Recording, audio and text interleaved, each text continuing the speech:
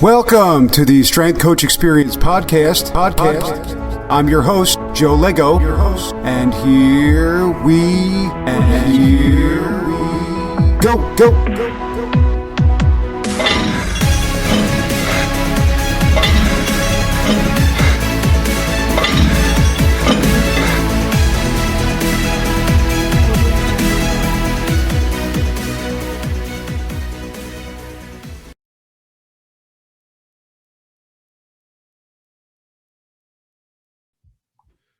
Right. Welcome, everyone, to the Strength Coach Experience, episode number 30. Today, I want to welcome one of my very good friends, Mike Barwis, who is the CEO of Barwis Companies, as well as senior advisor. Watching. Please remember to subscribe and follow us on Instagram at Strength Coach Experience for all the latest updates on the podcast, as well as new episodes. Coming on so much, man, and I'm so excited to get this conversation going. It's my honor, brother. You know, all's doing well, and it's great to see you again. Yeah, you too. It's been too long. For sure.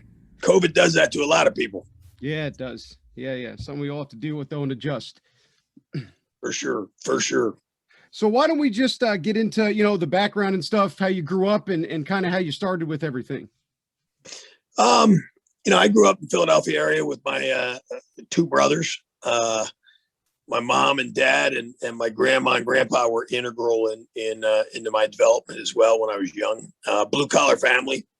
Dad's in construction. Mom worked in school districts, and grandparents were farmers. Very blue collar, tough, physical family. That's always been our mentality. Do the best you can with what you're given. Go as hard as you possibly can. Make no excuses and be the best man possible. If I do that every day, I'm all right. I'm allowed to come home. If I don't, they tell me to get out. So that's kind of the rules in that house. But competitive, athletic family, very physical, hand-driven family. Go to work, labor, do your job, and that type of mentality was instilled in me from the time I was young, all the way to the time that I'm at now, where I'm an old man with the gray beard. So come a long way since then, as far as developing into who I am as a coach, but really haven't ever changed those grounding principles. Yeah, that's why we love you. Always the same. Love you too, brother. So I just want to go through like athletics and background. How did you get involved in sports, and how did that kind of start your love for coaching and kind of helping people? I competed in just about every sport you can fathom when I was younger, right? As a wrestler, and I got into football, and when I was real little, I played soccer and, played baseball, played everything you can imagine, track, everything that you could possibly play. I played, I like snow skiing and water sports and water skiing, and anything that I could compete at, I wanted to compete. And I tried to play as much as I possibly could. Our family was very athletic, definitely something that was, a part of our lives growing up, and something that never really left me. I enjoyed that environment, and I enjoyed the intensity and the competition, and continued to do so all the way through my life. And then, obviously ended up dealing with it for other people as I got older. Yeah. And when you were younger with, growing up playing sports, were you like a leader always on the field, or were you more of get to the field and get stuff done? Did the coaching part always kind of sit there, or was that something that came after the athletics? I was always an intense person, for sure. I was always highly competitive. When I walked out there, I wanted to win. I didn't show up to play, and always had that mentality. But I also was a person who was always concerned about other people. I do what I do because I want to help people. I want to impact as many lives as I possibly can before God takes me. Sooner or later, he's going to take us all. What kind of man was I while I was here? Who am I every day? What do I aspire to achieve every day? And how does it impact the lives of others? And that philosophy really never changed. I was always worried about my teammates. I was always worried about my friends and my family. I was always trying to be a guy that was protecting them and driving them and inspiring them. And that never went away from me. Even at times when you were young, when people thought that the way you led was to command and demand, I've never been that guy. You lead by serving. If you're willing to serve the individuals around you, they will follow you. It's been seen in the greatest moments in history. Being a great servant and aspiring to help others helps you to be a great leader. If you look on the wall of every center I've ever had, or every, professional team, or every college team that I've worked with, I always put the same thing. If the people we work with today mean more to us than we do to ourselves, we'll be good at our job. And the reality is, if they have a greater value in my eyes than I do to myself when I'm impacting their lives, I'm going to sacrifice of myself to make them better. And if I do that, then I almost always do the right thing by them, not the selfish thing by me.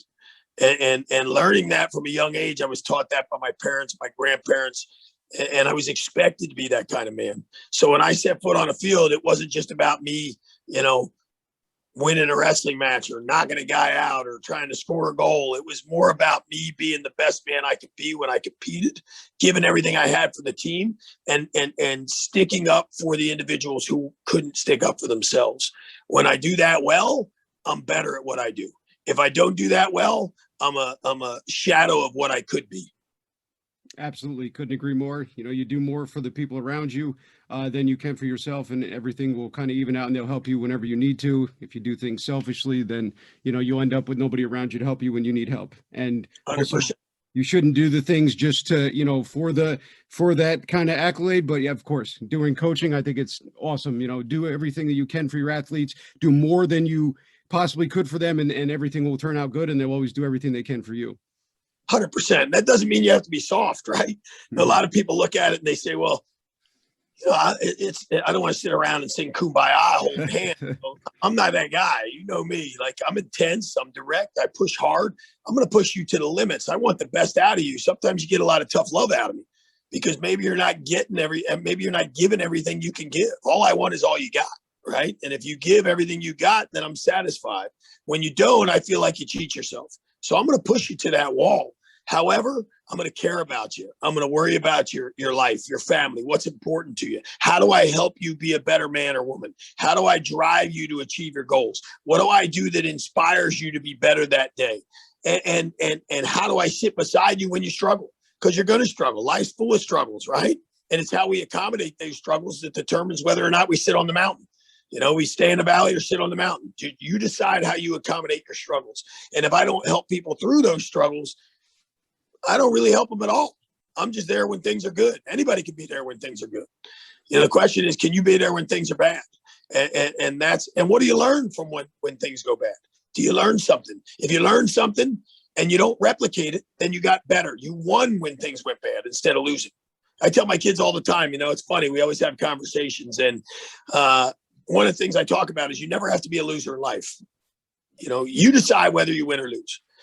And a guy said, well, my son said, you're going to lose baseball games sometimes. You're going to lose it. Sure. But do you have to be a loser is the question.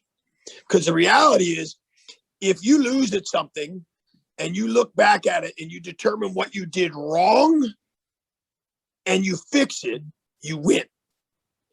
It's no longer a loss. It's a win. Because the truth is, if you have won that day, you wouldn't have learned what you were weak at. Therefore, you couldn't change it to make yourself better. But by losing, you were taught something that was a weakness or a mistake, and you're able to increase or change that to turn it into an effective strength, which allows me to be a winner. So losing becomes winning if you control the variables, your attitude and your effort.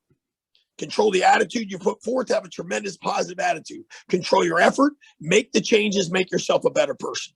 If you do that, every time you lose is a victory. If you don't do that, every time you lose is a loss or a defeat. And that reality is something we tangibly control. The other thing I tell them, you can ask my little girl, you can ask my oldest son, doesn't matter. You could ask them when they were 2, what is fear? And they all look at you and say, it's a liar. Every one of them will look you in the eyes with the same response. The players do it. The NFL guys, the NHL guys, the MLB guys do it to my kids all the time because they love it. They all laugh when they say it because they say it intense. You go up to my, 8-year-old, 9-year-old little girl and say, hey, what is fear? And she looks at you and goes, it's a liar.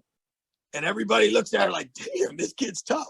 No, she's learned that anything that stands in your way is an opposition, right? Fear is a liar. It stands in the way of everything you want in life and doesn't allow you to achieve victory.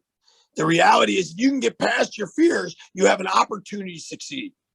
and learning some of those things in life and teaching them to your athletes, or teaching them to the people you work with and your family and your friends, that allows them to be the best version of themselves. And that's really what we're trying to accomplish.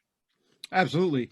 Everything that we go through, we can turn it into a positive or a negative, and it will outcome whatever you want. If you go through things and you learn from all your mistakes, but you fail, it's a positive, like you said. But if you go through your mistakes and you're failing and it's a negative, then we have a problem. Or on the other side, even if things are positive on the surface, but you take them as a negative, it destroys everything, as is. So I think it's very important, everybody out there listening, everything is a learning experience, especially in this field with fitness and coaching. Sports is based on failure, and sports is based on learning to, be better the next time. And that's what separates the big league guys from, the guys that don't play at that level. And I think that's a great point. We always have to make a positive through everything. And just speaking at Mike's kids, yeah, they are fearless. If you get in fights with them, they'll take you down and you won't be able to move. Because I remember that when we were in the facility, they'd run it. I'd steal something from them, and all three of them would run after me and jump on top of me, and I couldn't move.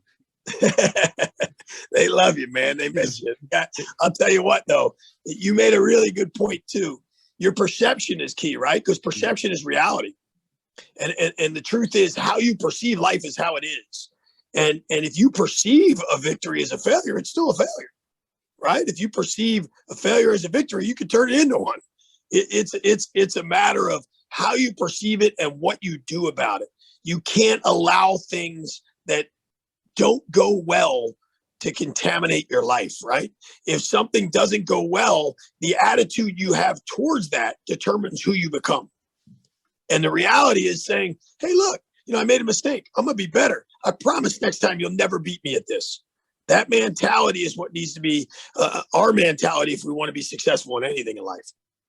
Absolutely. It's all about the perception and letting yourself know that you did what you were supposed to, but it didn't pan out, and then just turning that around and be better next time. And if you continuously raise that level, you can't go wrong. But the second we start to go backwards, that's where we start doubt, and then all those other plethora of things come running in. 100%. So I just want to go into a little bit with West Virginia, Michigan, and how you got into the strength and conditioning realm, and kind of how you got involved in coaching in college and then to where you are now. I'm old. So when you look back at West Virginia, I was there in the 80s and 90s and into the 2000s and spent a lot of time there. And when I first went into, physiology and medicine and was studying, I really enjoyed I love the human body. I love God's creation. I love the most complex thing on the human earth, and this body we're given, and the abilities in our mind and our capabilities physically are just tremendous, and something that always intrigued me. So I got into the field of medicine and studied and loved everything about it except for the environment. And I love the athletic environment.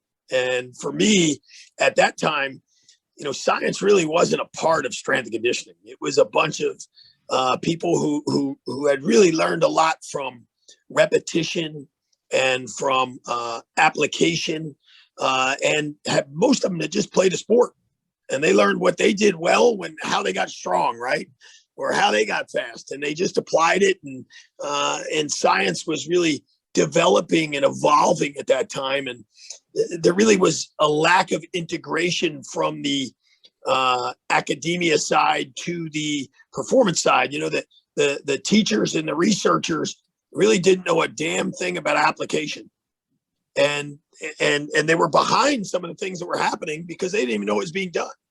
And the coaches really knew nothing about science. They were just applying what they had done before, and there was really no developmental process there. And most of it was around lifting and or just running, and no one knew what else could be done at that point. And then the therapists, physical therapists and athletic trainers, there was no integration. It was like you got hurt and then you went there to get treated, and then they shipped them back over when they were ready. It was just a very awkward structural setting that was evolving, right? I mean, that's how everything evolves. And at that point, I was very into science. I was, always did well in medicine and physiology and enjoyed that aspect. and also was very into athletics. So I started to sit in the med school stacks and research things that were researchable, current research projects, and look at things that were happening. And then I started to write down some of that science. And I started to say, well, how could I take what we know here from a physiological aspect and put it into my training to make it better instead of just doing what everybody's done before? And at that point, simple things like, hey, looking at balances between eccentric versus concentric ratios and loading. Am I stronger eccentrically or concentrically? Can I load heavier eccentrically to accommodate, thresholds at different loads? How long should I hold it? Does the force and velocity curve truly matter? Does, right? If I slow down velocity, I can increase force. So I can cause more conductivity between the sarcomeres, allowing for greater cross-bridge engagement and develop force. So, okay, well, back in the late 80s, I'm like, then I should be doing eccentric pause squats. I should bring the bar down slow, and I should pause at the midline of the muscle where I have the greatest sarcomeres in parallel, allowing for the greatest recruitment and convert. And next thing I knew, my kids were stronger than everybody else. So I started to apply science in all aspects, and then even looked at nutrition. Nobody was doing it. And I said, look, okay, what has casein and whey in it? How do I get it into my system faster? Hey, I'll try chocolate milk. That was back when no one was even thinking about milk as an object, and started looking at fish oils for anti-inflammatory effects and to control my triglyceride balances, and started looking at other avenues to make sure I was getting my nutrients, like fruit smoothies and all these things that nobody was doing. And I added in functional training to stimulate my proprioceptors and have better control over my body for my kinesthetic awareness and my functional movements, and range of motion exercises to increase range of motion so my levers could generate more force. And when I did it, everybody said, this guy's nuts. Back then, they're like, he's wasting his time. They still say it, right? He's wasting his time. He should just lift heavy, run fast. And we had a bunch of 2 and 1, 2, occasional 3-star recruits that were unranked teams. Next thing we know, all of our teams were ranked. And we were nationally ranked in the top 1, 2 every year, competing for national titles, and sports just shot through the roof. And everybody said, what are they doing with these 1 and 2-star recruits? Well, we were giving them as much science as we could give them at that point to help them develop into being the best pure athletes they could be. And we continued to develop. And to this day, my grandpa told me when I was young, the day you stop learning, you're either dead or you're dumb. You decide which one you want to be, son. And from my standpoint, I don't want to be dead, nor do I want to be dumb.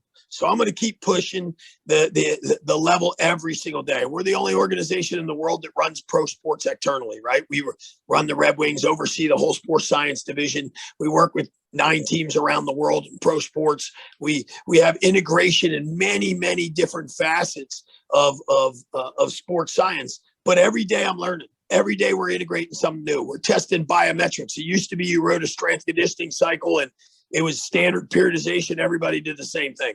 Then we got, undulated periodization and started looking at adaptation, took it to another level and said, okay, now let's look at individualized periodization for how they're adapting themselves.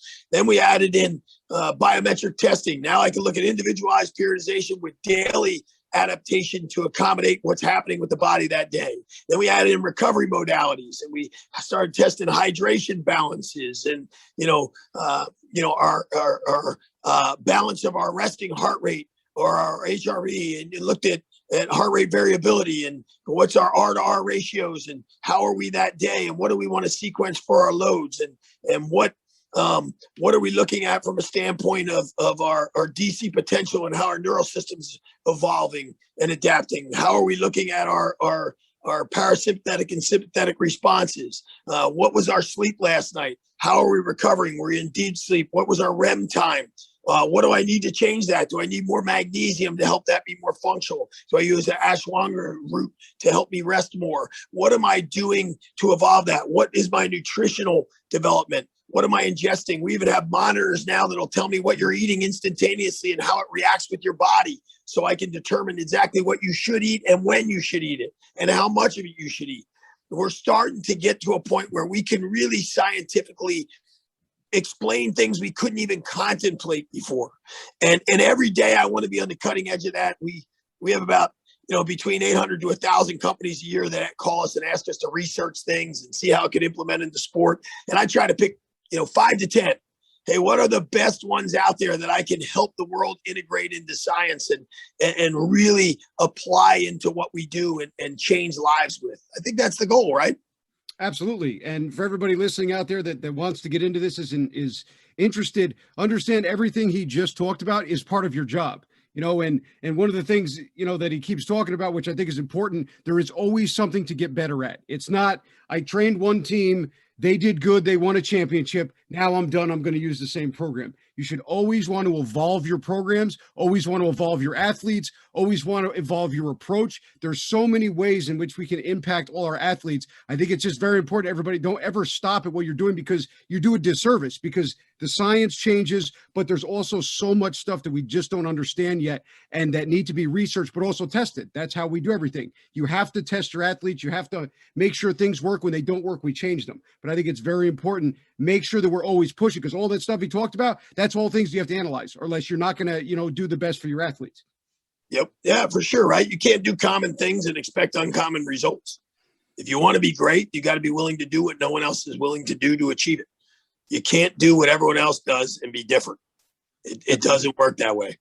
Absolutely. You have to go down your own road and make it, and you'll find the answers if you keep pushing and you use that same model as the positive and negative we talked about before. If you find something that you think works or might work and you push somebody and you put somebody in it, as long as it's safe, if you believe it's going to work and the science is there and you understand it, then you can make it work. You just have to keep pushing and don't let people kind of give you pushback. Because Mike, you touched on the pushback. I'm sure everybody out there, you do get that a lot, especially today, with the division of some of the coaches. When you have something new and you want to try it, sometimes it's a little difficult putting it in there because you're getting the other, some of the sports coaches and stuff with that pushback and that confidence level. It's the main time, I think, to keep that confidence when the coaches and stuff don't understand what you're really doing and they go crazy.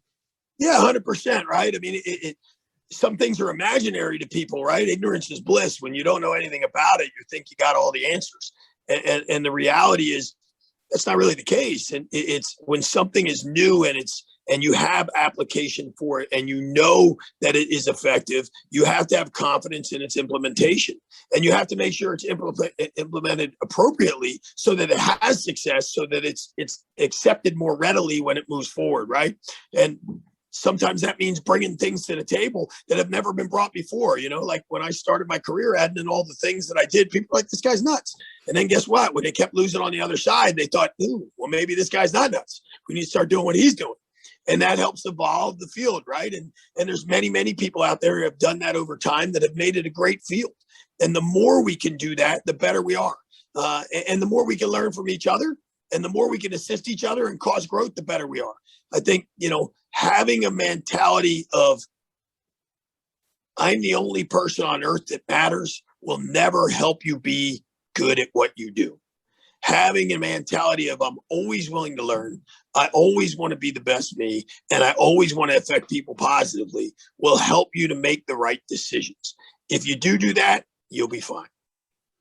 Absolutely. I couldn't agree more. We have to continuously grow as individuals, but also with the people around you. And like I said, because when you come up with these ideas, right, you need support. And if you're always a me, and you keep it hidden, then you're not going to have that support. And then it could be a fantastic idea or an amazing idea, but if people don't want to work around you, it gets harder to implement. But if you include everybody in everything you're doing and you try to help as many people as you can, when you have systems and things that you want to implement, you can reach out and you have help. And then the more people on board, the better it works with the athletes. And then it's able to be accepted by the general grouping of coaches. Absolutely. Absolutely. Can we just go through a little bit for everybody listening, some of the stuff you do, like a typical lift, just a little bit of the exercises or some of the, like the certain things that you use in there? I know there's a ton, but just, certain basic stuff like the, a little bit of the eccentric loading with the potentiation stuff, just a little bit. Yeah. There's a lot of different things we do, and it all depends upon the circumstance, right? Anytime you're assessing a program, you've got to assess what the human being does, right? What are they going to actually play? Is it tennis? Is it volleyball? Is it an offensive lineman? They're all pretty different, right? How do they move? What type of athlete are they? Within volleyball, a setter is a lot different than, the person in the front of the net. An offensive lineman is a lot different than a wide receiver. A pitcher is a lot different than a first baseman. So you start looking at what position do they play? What sport do they play? How do they play? Some people play it different, right? Some people have different attributes that make them a different player that you don't want to go away from. That's what makes them special. So really becomes very, very individualized. People always say you make it sports specific. I disagree with that. You make it cellular specific. Your job is to design a program to elicit a response from a given cell. If you give it the desirable attributes or loads or intensities to accommodate that response, you're successful. But you have to apply the right stressors to make the right adaptation. And the goal is not to write from the front to the back. The goal is to write from the back to the front, right? Mm-hmm. Where do I want to end up? If I'm put a blindfold on my eyes and I just start driving, I'm probably not going to get to my house. However, if I take the blindfold off and I can see where I'm traveling, I have a good opportunity to make it there.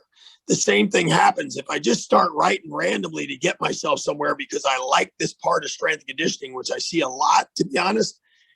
It doesn't necessarily mean I'm taking people where they want to go. The reality is I've got to figure out where do they need to end up?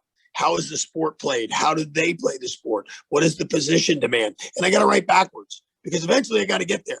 And I've got a given time frame, right? I either have 52 weeks, 16 weeks, 8 weeks, 5 weeks. I still got to get to that point. So if I got 5 weeks and it's a power explosive related sport and I start in the max strength phase, all I'm going to do is slow the athlete down at that point because I don't have enough time to run through a max strength phase. So the reality is I've got to work backwards to make sure I meet the demands. And then if I have enough time, I need to integrate the different processes to accommodate the optimal adaptation to meet those demands. Therefore, maybe I need some hypertrophication at the beginning and to develop cross-sectional area to increase, cross bridges in parallel. And then I need to look at, okay, maybe I need to recruit more cross bridges to develop strength. And then maybe I'm converting those cross bridges to power or power endurance for a given sport. And if I have that many weeks, I can accommodate those variations and those adaptations. If I don't, and I got 4 weeks and it's a power sport and they got to play, I better get that everything they have already firing as fast as I possibly can. So depending upon what phase I'm in, depending upon what athlete I have, depending upon what portion of development they're in, depending upon their years of training, maybe it's a young kid that I'm just doing anatomical adaptation with. Because if the structures don't develop to adapt to the stressors, guess what? I can injure them if they're not being stressed appropriately. So how do I work on those components? And then what are the variables associated with my training program, right? I don't ever just lift. For me, they come in, they lift. They might have some core training. They might have some balance training. They always have some stabilization exercises. They always have some range of motion and movement type exercises. They always have some injury prevention and prehab type modalities. A lot of things go into building a program appropriately. I think a lot of times people say, well, my job is to lift them.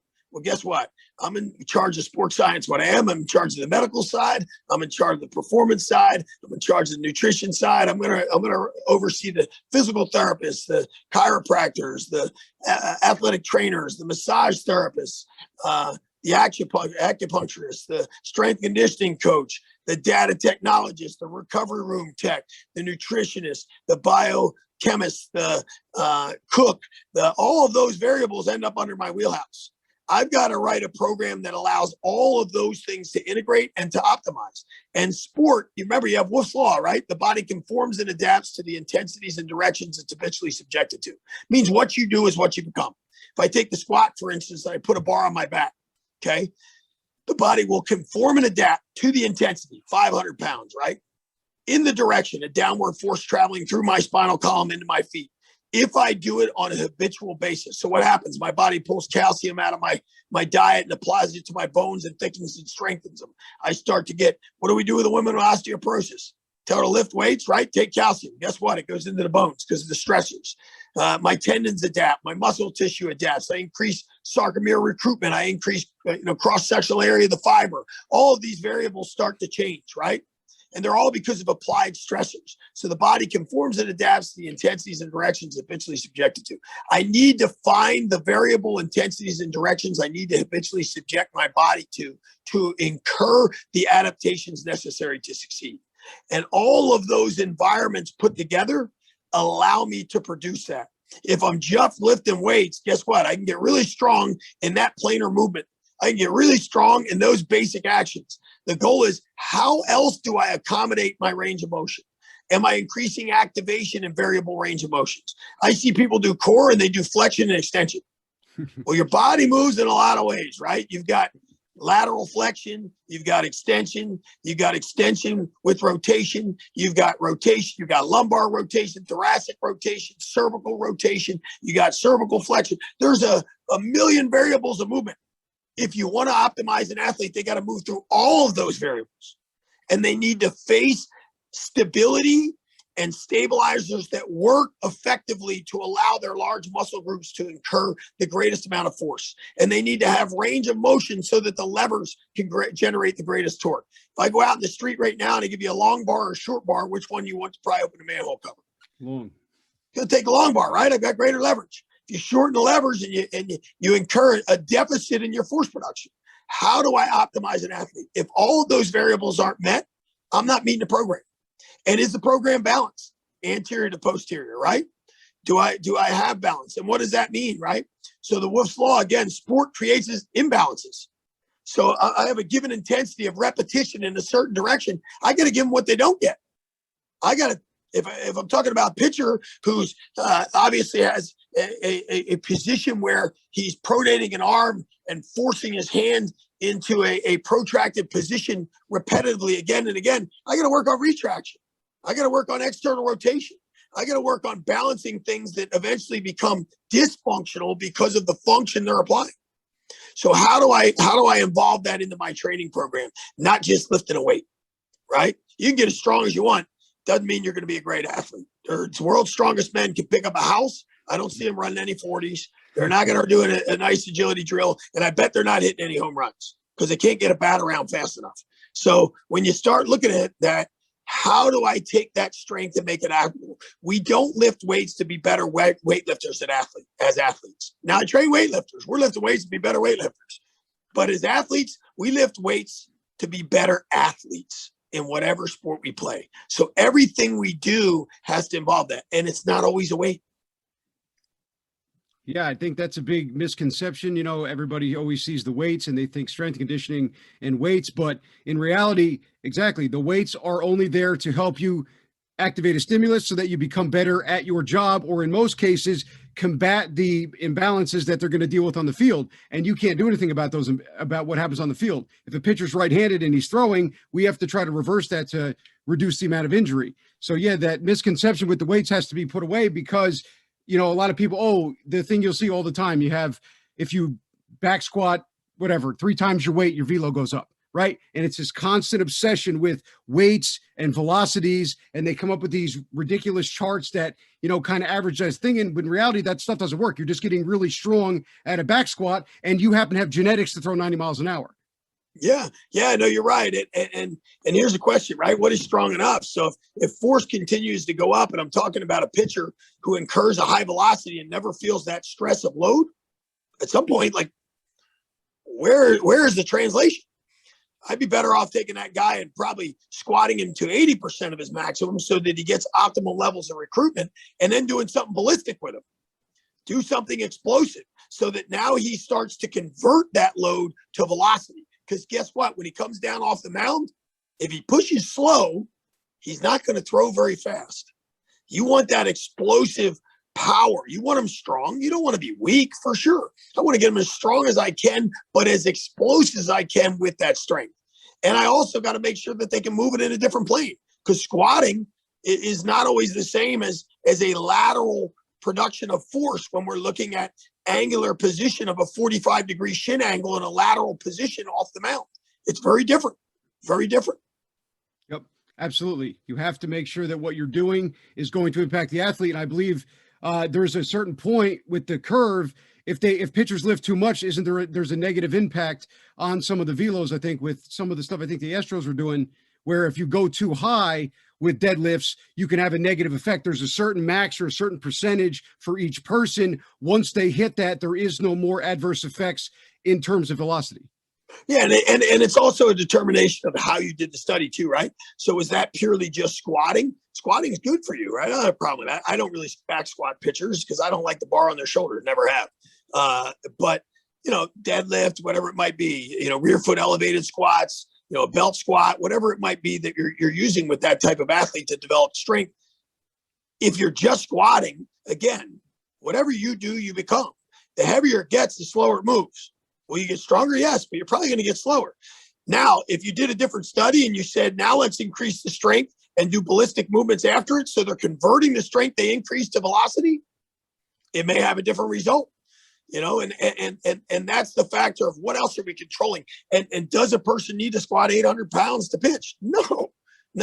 There is an end of load where a person is strong enough to generate a maximum force that is required to optimize their velocity of the action, right? Now, how much more explosive can I get them?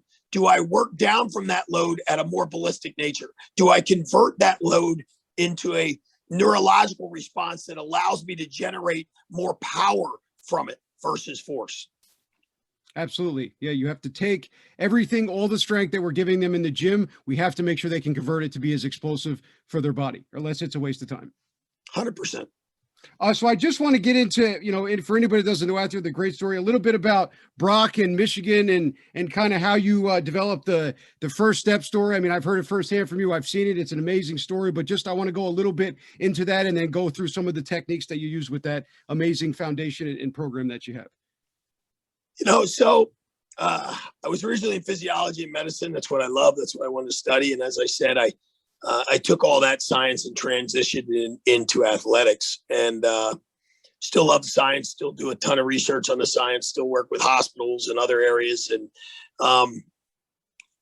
never lost that part of my love. Just love the environment for athletics, and was at West Virginia, and we had, again, the 1- and 2-star recruits that nobody had wanted, and ended up coming out and beating up on everybody and winning in sports that no one thought we should have won in, and had tremendous success, right? We're 33-3 in football, and Sweet 16, Elite 8, Final Four basketballs. And, soccer was competing for championships, and wrestling was top 5, 10 in the country. And, every sport was successful, right? And every sport, national championships in rifle. And we were doing incredibly well in every sport. But I also felt like I wasn't doing everything I was capable of doing, right? And my wife used to laugh. She's like, look, it's recognized as one of the top programs in the world. You're on top, you're dominating in athletics, and everybody we work with is doing really well and achieving their potential and dominating, and you're working 100 hours a week. Like, what else do you want to do? And anyone that knows me, I just want to help people. I just want to help people. And I felt like some of my potential, both mentally and physically, wasn't being achieved, even though we were winning and we were on top.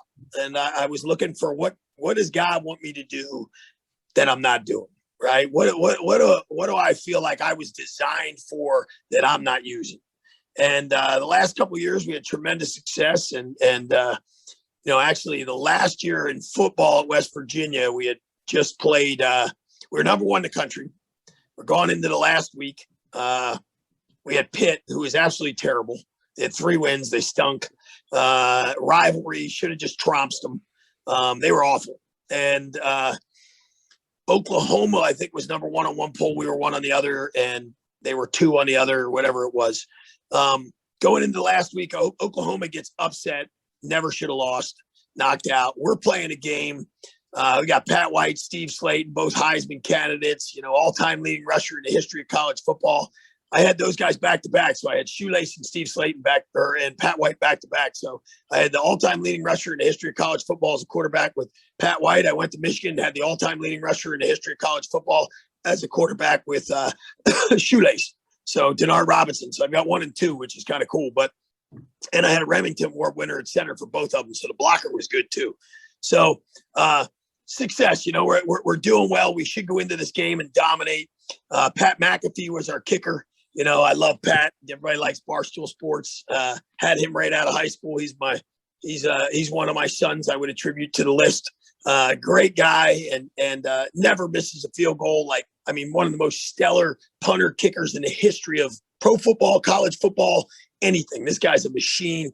We got all the attributes, but the mind was a little off that night. They were nervous. They're getting a shot at a national championship. Things weren't flowing right. I want to say we had like 400 yards offense to their 200. It was just totally unappropriated. Like it was, we dominated the game. And everything that could go wrong did go wrong. Steve sprains his ankle. He's never hurt. Pat White dislocates his thumb. He's never hurt.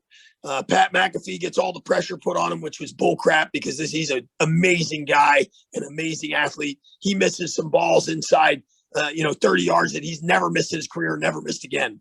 And we end up losing a game by I want to say it was 3 points or something. It was a small number, and we dominated them, and we should have crushed them, right? But sometimes what happens is supposed to happen, right? Like you can't always look at things like, oh my gosh, the world's falling apart. We just lost the national championship opportunity. We were the best team in the United States that year. Nobody could beat us. We were blowing people out, and it didn't happen. So it is what it is, right? You go back, you take your licks, you see what you fix, and you become better. But a lot of people kind of fell apart, and there were some struggles there, and the world was collapsing. And next thing we know, I had turned down 21 jobs that year and didn't want to go because I wanted to find out what I was supposed to do, right? Like, what's next for me? Where do I want to be impactful? And our coach left, decided he was going to go to Michigan. He actually came to me and asked me, like, will you go? And originally I was like, I don't know. And then the other coaches came down and they said, he's not going unless you go. You got to go. And I'm like, I don't know.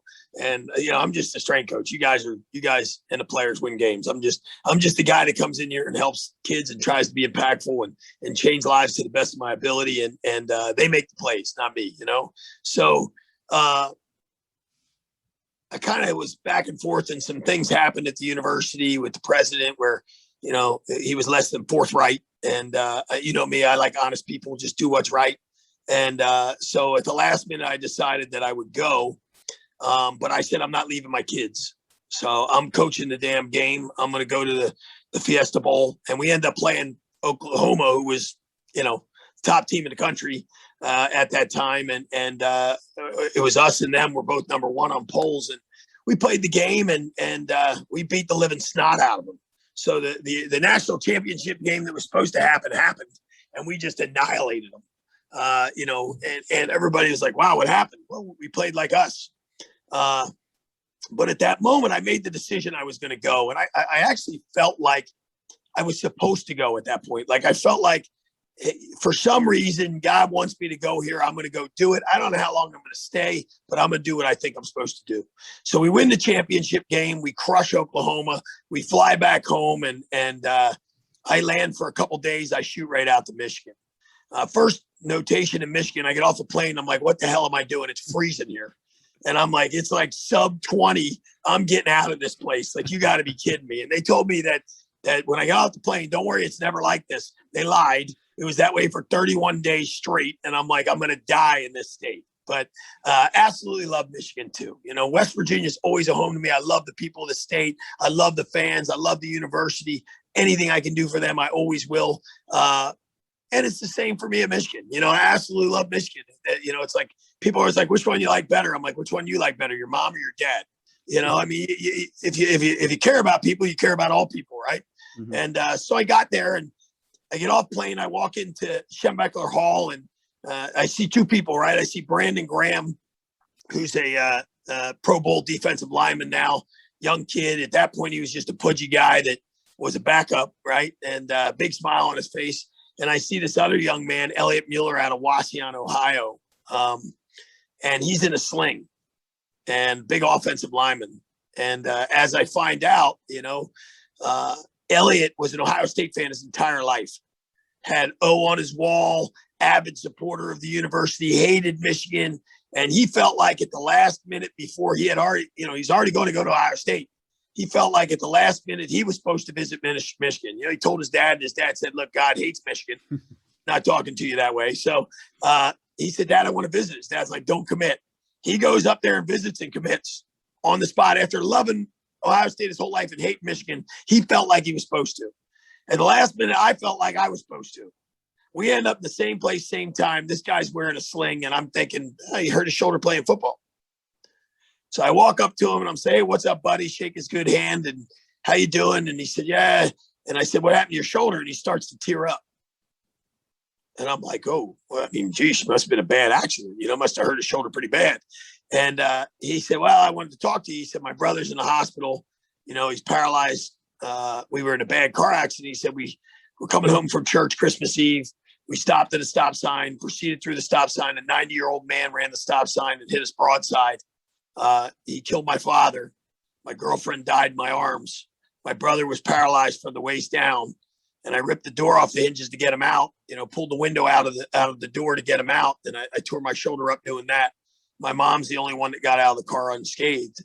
And I thought, oh, I got 27 championship rings that are in a pile. There's more than that now. I always say 27. There's probably 30 some, but I don't know what the hell. I don't even look at them. They're in a pile. My kids play games with them. Like, I could care less. Rings don't mean anything, right? People do. Yep. And fresh off a championship, we're feeling good. And it was a humbling identity moment, right? Like, this kid just went through something that no one should ever go through. And he did nothing wrong to deserve it. And there's nothing you can do about it, right? And coming off of a big victory, knowing that, like, this is what matters. People matter. Like, what can I do to help you? And he said, well, he saw a motivational thing you had done on ESPN or one of these channels. I don't know what it was. And he said, would you go see my brother in the hospital? I'm like, yeah, I'll go. So I skipped the meeting with the athletic director day one, which probably didn't go over so well, but it's all right. He got over it. So ended up going to the hospital and seeing Brock. And, he's pretty broken. His arm was all wrapped up. His spine was broken. He couldn't move his legs. And he was pretty shook. As you would be. They already told him he had less than 1% chance of ever walking again. So you get used to being in a chair, and we didn't saw him. The kid was positive. He was energetic. He was funny. And I'm like, well, how is this kid like this? Like, this kid commands his attitude and his effort in a way that's just uncanny. It doesn't make any sense. I talked to him for a while, and me being positive always, I'm like, look, man, you could do this. Like, hey, look, they're just reciting what they know. If you do something different, you can achieve something they've never achieved. The only one that knows really, my specialization was always neural and cardiac, right? So, the only one that knows really is God and you. If you're willing to do the work and he's willing to will it to happen, you got a chance to make it. I know this. If you do nothing, nothing will happen. You decide who you want to be. And we had a talk. And when I left, I think the physical therapist, which I know the physical therapist, told Brock that guy's crazy. You're paralyzed. You're going to be paralyzed. Let's start working towards achievable goals and doing, it wasn't bad person, just doing the right thing. Right. Like, and he was at the University of Michigan, which is crazy. Right. Turns out that was an amazing spinal clinic. So everybody gets sent there. He was an Ohio State student. So I talked to him for a while, and I ended up befriending him. He used to come to practice. We'd throw the ball around, cruise him in his wheelchair, and he'd hang out. Watched him for 2 years go through rehab, and he didn't get anything back. And I'd always say to him, look, when you're serious, you let me know. We'll help you. And he used to laugh and joke. And his mom called me and reached out to me and just said, hey, Brock, they cut his insurance off, and they're not going to allow him to do rehab anymore. It's unsuccessful. And he's pretty shook. You mind talking to him? And I'm like, no, I'm happy to talk to him. So I called him. We had a conversation, and we ended up meeting up and talked about it. And I just said, what do you want to do? You want to walk or not? And he said, yeah, he got a little pissed, which I like about Brock. He said, yeah, of course I do. Like, I've been working for 2 years to get it. Like, it's just not happening. And I said, well, if you're willing, then get your butt in here. Well, first he said, I just don't know what I'm going to do. I have no insurance. There's no more treatment. How am I going to get better? I'm like, well, then get your butt in here and we'll help you. And at first he was more worried about me than he was himself, right? You're already working 17-hour days. When are you going to fit it in? But I said, whoa, let's not make excuses here. I'm not making any excuses for myself. Let's not make excuses for the team, right? And he got a big smile and he laughed and he said, all right, you tell me what you need. I'll be here. So he would drive from Wasion, Ohio with his little hand controls every day and couldn't do anything with his legs. And he would come in his wheelchair. And while I was coaching all the sports at Michigan and training professional athletes and Olympical athletes on top of it, my staff and I would help him. And we started working, and I didn't know what the hell I was going to do. I had to go home and sit down and design a program from scratch because I knew what everyone else was doing didn't work. So how do I come up with something that does work? So I started using my knowledge of science and my application in training, and started to devise and develop a program individualized for Brock versus a standardized program that everyone uses, right? And we slowly did. And as we did, in 6 weeks, Brock had a twitch after 2 years of rehab. In 6 months, he led us out of the tunnel in front of 110,000 people for the season opener and touched the banner on his own 2 feet. And it won an Emmy, the only Emmy the Big Ten's ever won, and still the loudest it's ever been in the history of the University of Michigan in a pregame. And people went wild. And it's funny, he wanted me to walk with him. I said, no chance, not my moment. It's your moment. It's God's moment. It's everybody who struggles moment. It's your family's moment. Your job is to heal people. My job is just to be the fool that stands at the 50-yard line and helps you get across the field. So we did, and we got across, and the players have watched him struggle all the way through, right? And they had seen him fight in the weight room alongside him. They'd seen him train. And when I got over there wasn't a dry eye. And we weren't a very good football team that year, but we were playing a nationally ranked top team in actually UConn that year. And I knew they were dead. They had no chance because those kids weren't playing a football game. They were playing for Brock Mueller. They were playing for his family. And we beat the piss out of that team. And the reality was we came out with a mindset that we're going to show the world that anything is possible.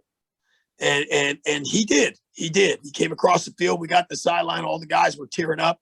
And one of them said, hey, coach, are you crying? Because, I've got a pretty tough demeanor. And I looked at him. I said, if Brock could walk right and stop kicking damn dirt in my eyes wouldn't be watering. Got nothing to do with crying. And everybody started laughing and, hugging. And it was just awesome, But at that moment, when he got to the 50-yard line, I knew what I had to do. I changed my path. I'm done. I'm going to go. I'm still going to work with athletes, but I'm going to help people who need help with disabilities. And I ended up leaving. When I left Michigan, had, over 20 offers and was trying to decide what I wanted to do. And they had let everybody go. Originally, I was the only one they had originally retained at the end of the season. And I thought, I want to impact lives. So I ended up starting the Barwis Corporations and opened a center. And I took in people with disabilities and trained them right alongside people who are the best athletes in the world. You're going to see Draymond Green and Jarvis Landry and the top athletes in the world trained next to a little boy trying to take his first step. And now we train everything that walks or talks and some that don't. And sooner or later, we're hoping they will, and that's the goal. I mean, people with disabilities from all walks of life. We have the top neural clinic in the world, from people who come from China, India, Africa, Israel, for us to work with them. And we've had a massive quantity of people that were told they would never walk again, or get function back in their hands. And they do it side by side with the world's greatest athletes. And the world's greatest athletes are more inspired by them than they are by the athletes. And it's just a chemistry of human beings feeding off of human beings in a righteous way, the way life's supposed to be. It's letting people be the best version of themselves at every opportunity they get, and us standing beside each other to achieve greatness. It's what team is. And if a good team has effective success, they have a great relationship. We went to the World Series with the Mets. Every single one of those guys was there for the offseason. They all trained together with us in the offseason. They were all there with their families, their wives trained. They developed a chemistry that was inseparable. They came out and crushed the Grapefruit League, went right to the World Series. It's not just about what you do in performance. It's how you develop camaraderie and a mindset as well. If you want to achieve in anything in life, all of those factors, they all matter. Absolutely. And thank you for sharing this story, Mike. It's amazing. Thanks for putting it on there. And of course, all that stuff that you talked about with Brock, it's an amazing story, and continuously, do what's best for people, and God will kind of show you the way. I remember you talking about that, when you told me this in your office and stuff. As long as you do things by others, God will take care of you. And, if anybody ever has a chance to go see one of those places, every time I talk about you and being down there, I always bring up the same thing. They said, what's the best part about Barwis Methods? And I said, you go into a facility and there's professional athletes everywhere, but there's little children and there's little kids that are learning how to take their first step, or they, you've seen them 6 months before where they were in a wheelchair and they weren't able to move around, and now they're standing up. And that has always been, and I will, kind of take that with me forever. That was always the most most amazing part. It was, David Wright next to little kids and vice versa with the families and stuff. And it was always that camaraderie. And I always talked about, and, when I was there I was like, this is how a performance place is supposed to feel. This is what you want to create when you set out, if to ever open a facility, because this is exactly what it's supposed to be. This family setting, right? When we had those workouts, it was amazing. Nobody was late. Nobody was complaining. Everything was amazing, right? Everything was always, everybody helped everybody out. And just that, I can't even explain on the air, the atmosphere, which is unbelievable. Thanks, man. You created that too. It's the group of people that are there and the willingness to give of themselves in an environment without any inhibition that makes us great, right? And it's all of those people feeding off each other. You create that chemistry and you're unstoppable. Absolutely. I talked about it in another podcast a few weeks ago, the environment. When you're a strength coach, the encompassing of, I think, everything we talked about, I know there's the science stuff is there, but it's the environment. You have to create an environment where your athletes know they can come in and they can tell you anything. And you're going to be able to help them, and you're going to be able to give them that tough level we talked about. I think it's important to have both sides, but if you don't develop that relationship, that deep relationship with them, you can't do the tough love, because if you do that, they're not going to like you and they're not going to understand there's another side. But if you're too nice to them all the time, there's not going to be that. They're like, oh yeah, I'll just go to him and he's going to kind of explain what I want to hear. You need to develop those relationships in that environment, because it helps the athletes feel comfortable. It makes them better, but it just brings them, when you have that family atmosphere, that's how the programs work, because you're making them better humans. You're not just using weights. We're making them better people. And by creating that safe environment where they know that they can bring any problem, they can have the worst day, and this is a place where it's going to be fixed. It's not just a weight room, and it's not just music and a turf. 100%, and embrace the catalysts in your career too, right? Brock was a catalyst for me. He put me in an environment of a challenge where I wanted to help another person.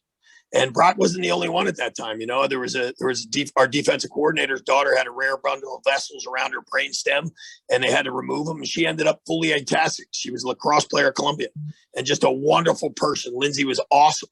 And I had another man at the same time who, one of my good friends, best friend, had brain cancer and had lost the ability to walk, right? And functionally move, and without a lot of assistance. And as I was helping Brock, they said, hey, look, he's getting better. Can you help these two? So I took those two, and all of them walked, and Lindsay danced at her wedding and has children. And, you start seeing that all of those people, the sacrifices they put in helped them achieve greatness. But you have to embrace that catalyst, right? From that catalyst, I wrote Neurological Reengineering, which has helped tons of people around the world regain function from different debilitating disorders. And we stemmed the First Step charity to help people with disabilities. And we stemmed, Athletic Angels from athletics to help people who are impoverished children in athletics. And how do you continue to do that?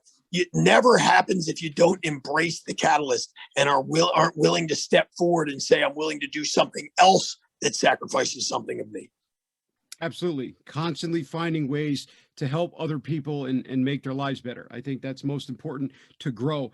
For those out there listening, Mike, can you go into just a little basic about the regeneration of the neurons and stuff? Just real basic stuff, a little bit of understanding. No, for neurological reengineering, I designed a screen called the ARS screen originally, which was a way that I screened conductivity, function, and other variables. And now that's evolved into a massive screen that's used with pro sports all over the world. And I have a system that I do with testing forces and neural applications. And we use it to test all of our people with disabilities. And then we use it now to test all of our athletes to come up with corrective exercises, because we started years ago saying, well, if I can do this, I can probably divulge this screen into athletics. And now I can determine what happened. And the more we did it, we found out that without having a list of previous injury, we were able to predict 100% of previous injury and ascertain what was wrong because of adaptations that had occurred in compensations. And we were like, oh my gosh, this thing's really unbelievable. So the more and more I devised it, the better it got. And what we do when people come in, we screen them. We screen through their function. We screen through what they can do and can't do. And we start to develop a program that's specified for what they can or can't do and how we divulge development in those areas. And there's thousands of protocols and variables that we put together to help us implement programs to elicit contractions from areas that are either dysfunctional from a non-firing pattern from the brain, or an inability to locate the functional component, or a clonus response that is sending mixed signals, and or a restrictive environment that doesn't allow them to synergize two muscles together appropriately, or a restrictive environment from an antagonist fiber that's hypertonic, or whatever it might be. Designing a program specifically for every single individual to accommodate the feedback necessary. Maybe it's addressing their afferent biofeedback loop by working with their Golgi tendon organs and muscle spindle fibers to get a sensory response to the brain. Maybe it's an ataxic individual by working with the vestibule and understanding how to work on their balance and their kinesthetic awareness, their visual fields, whatever it might be. We design the program to elicit either vestibular work or neurological engagement to develop an environment that's specific for the individual, versus having a standardized training program. And then that program is adapted and the screens are reassessed, and we monitor their development, and we allow for a specified attribute, right? Going back to Wolff's Law, we're giving a specific stimulus to the specific need of that given person to elicit a specific response, versus having an overall generalized program. So no programs are the same unless the disability is identical, which it almost never is. Yeah, absolutely. So basically you're taking Wolff's Law and you're using that and you're putting it towards each kind of stimulus or catalyst you want to happen. So if it's something with nerves or something with muscles or Golgi tendons, you're using Wolff's Law over and over again to get that adaptation in a specific area. And then once they hit that kind of protocol, we use it again. And then you continuously raise the bar based on the readings you get. Yeah. And we use thousands of techniques that I've developed over time and put together that are, proprietary to what we do. And we develop programs that will, or environments, either with a assistance of a certain type of stim or a laser or other things. And then a lot of tons of manual therapy, where, different ways to apply things we know about human physiology and the neural system to allow for us to elicit responses that otherwise are unattainable for the individual. Yeah. So when you started this, was it the same kind of foundation that you used for everything else? It was finding out what they need and then working backwards, or was it a little bit different with this sort of stuff?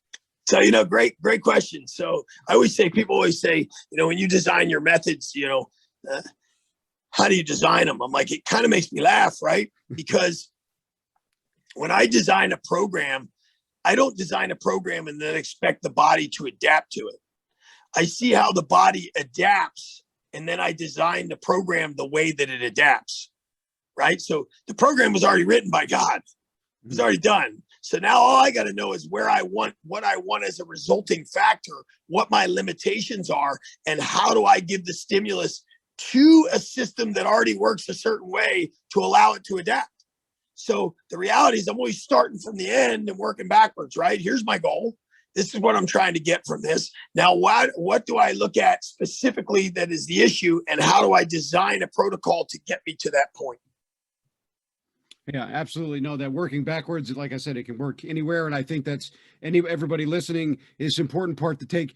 The body, especially with this stuff, but in sports, you have a vision of whatever it's already supposed to do. The body moves one way and that's it. And everybody gets there differently, but the patterns with the physics and things, that's how it happens. So you have to design things because you know it's going to happen. It's not like you're doing deadlifts for an unknown thing out there in the universe. You know what either you want to happen or what's supposed to happen. And I think it gets a little, in there is what you want each person to do, because each person is different, but you already know what's going to happen. And I think the misconception is that people either take, deadlifts are supposed to do this with this other person, which nobody's the same, or it's I'm going to do deadlifts and I don't have a vision or I don't know what they're going to do. And then you're kind of, I think it saves you because that bandwidth is so big now. You don't have to, there's no yes or no. It's not, did my deadlifts directly impact what they did on the field today? It's, I did deadlifts and he got stronger. Well, something else is going out there, but I'm not really, I don't have to concern myself with that.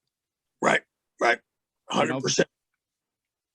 So for anybody out there, Mike, that wants to get into the strength and conditioning realm, starting out now, what are 3 pieces of advice that you would have for them, just to get them on the right track and to kind of get there, make sure they're prepared when they get to certain spots? A lot of people always ask me, what do I need my degree in? Right. I think you just need to really take the time to study and understand physiology. Listen, a piece of paper does not mean you have knowledge. Mm-hmm. Couldn't agree more. Understanding of a concept means you have knowledge. So I've seen a lot of people who have degrees in, business, who got into strength and conditioning or got into performance and are really, really good because they took the time to learn physiology. They took the time to learn. They taught themselves what they'd be taught in school. Don't think that anyone has to teach you something you can teach yourself. The reality is take your time and learn. Put in the time. You're the same guy, whether you learned it from someone else or you learned it yourself. It might take a little more effort, but your brain is what allows you to learn it, not the individual teaching it. So the reality is you can always learn, you can always get better. So grab that information and start working on developing yourself from a standpoint of understanding physiology, understanding the neural system, understanding biomechanics. You can study that no matter what you studied in school. And then on top of that, take a look and say, all right, now at this point, where can I get a good internship and start mentoring under somebody? Where can I get exposed to an environment that allows me to learn? We offer internships all the time, and we've got tons of people who come in and they get to learn things they can't learn in a book, because what we do is already 10 years ahead of what's being printed, guys. The reality, that's it. We're going to do it, then they're going to research it, then they're going to print it. So that's what it is. So you get to learn, and you get to learn how it's applied, and you get to learn how it's utilized. You get to learn and get exposed to real life situations, right? You get your mentoring accomplished from a tech environment, right? Where you're like a tech school used to be, right? You come in and you've got an apprenticeship where you're learning and understanding how to utilize things. At the same time, you're developing your mind from an aspect of understanding the science, and then understand that if you want to be good, come with the idea you're going to serve, not you're going to demand. Walk into the room with the idea that today my job is to help everybody here be the best they can be without any regard for myself. If you do those 3 things, you'll be good at what you do. Simple. Yeah, absolutely. Couldn't agree more. And anybody out there, if you're close to one of Mike's facilities, you have to go down there and you have to watch how it's done, because he could tell you how it is on a video. You won't see it until you actually go there and just kind of watch everything in motion, how everything kind of works, and that camaraderie we talked about. Like I said, the camaraderie is the best part, just kind of watching the well-oiled machine go. And the best part is they're working as hard as possible, but there's always a fun in there as well. There's always the laid back environment, but they're giving everything, the whole entire time. And it's that balance.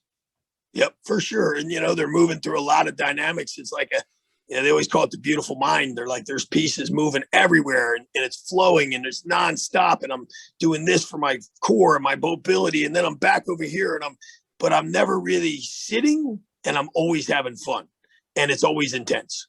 And they're like, it really doesn't make sense. And I laugh. I'm like, well, we're getting the best out of all of us. That's it. Yep, absolutely. You would go in there, you'd come out and you'd be, awoken. Great environment. Yep. Absolutely. That's the goal. Yep. So what's next for the future? What's the next plans, or things that you kind of have in the works? I know COVID's a little bit of a shot to everything, but, with that, as long as everything gets better, what's next for you in the future? There's 37 companies in the Barwis organization now. So we're everywhere. We're in Japan, we're over in the country of Georgia, we're opening in Colorado. Right now, actually, that'll be open here shortly. We're expanding a lot of environments. We build equipment. We design weight rooms like we have for the Mets and the Red Wings and other teams. We do, we have nutritional supplementation. We do everything you could possibly fathom. We own PT companies and chiro companies, and, we do everything. It's an A to Z facility. You come in our place, you can get anything you need at any time, anything, anywhere. in athletics or performance or health or recovery, we have it. Recovery rooms, recovery techs, data technicians, athlete management, software programming, everything you could fathom, nutritions and cooks and everything you could fathom, we have and we do. And we want to keep growing that. We want to offer the best opportunity to the world to get exposure to the most cutting edge, the most significant programming possible for the general population, for the world's best athlete, for a person with a disability, regardless of gender, color, creed, doesn't make a damn difference to me. Be a good person, you're welcome here. And that's really it, Absolutely. For anybody who wants to get a hold of you, Mike, ask you some questions, maybe about what we talked to today, what are the best places to get a hold of you and kind of submit a question or just talk about some stuff? We have obviously there's a lot of social media, or people handle social media, and they get questions to me. So if people reach out on either, Instagram or, on Facebook or any of those, it's easy to access me. Also, we have a website, the barwis.com website. And if you go to that, you can pretty much get in contact with any one of our centers, any of our locations. There's an info at Barwis there, info at barwis.com, that can get you access to all of our people. And as you would tell them, I'm anal. Like, I get 500 calls a day between messages and calls, and I answer them. Like, I'm not a guy who doesn't follow back up. I like to answer. I like to help people, and my people are the same. They'll answer them. And if it's something that needs to come to me, they're going to bring it to me. If it's not, they'll handle it and get it put in the right place. I'm very engaged in everything I do. I'm still on the floor coaching. Me. I'm still in there. People with disabilities. I'm still treating people with medical problems. And, for me, I don't want to stop that till God tells me it's time. And when that time comes, I want to die as champion. I don't want to die a mediocre person. Yep, absolutely. And for everybody listening, when I do put out the episode, I will put Mike's Instagram heading on there. So there's another kind of resource if you want to ask him questions. Well, Mike, I can't thank you enough for coming on. I love the conversation as always. I miss you, and thanks for just explaining everything. And it was an awesome conversation. Man, I miss you and I love you, and I'm proud of what you're doing. You've done a wonderful job in your career, and you're a tremendous human being. And it's always been my honor to be a part of your life. Oh, thank you, Mike. I appreciate that. Love you too. And like I said, awesome. I thank you for so much. Be safe and God bless, brother. Stay strong. You too. Hold on one. Thank you for watching. Please subscribe and follow us on Instagram at Strength Coach Experience for all the latest updates on the podcast, as well as upcoming episodes. Thank you.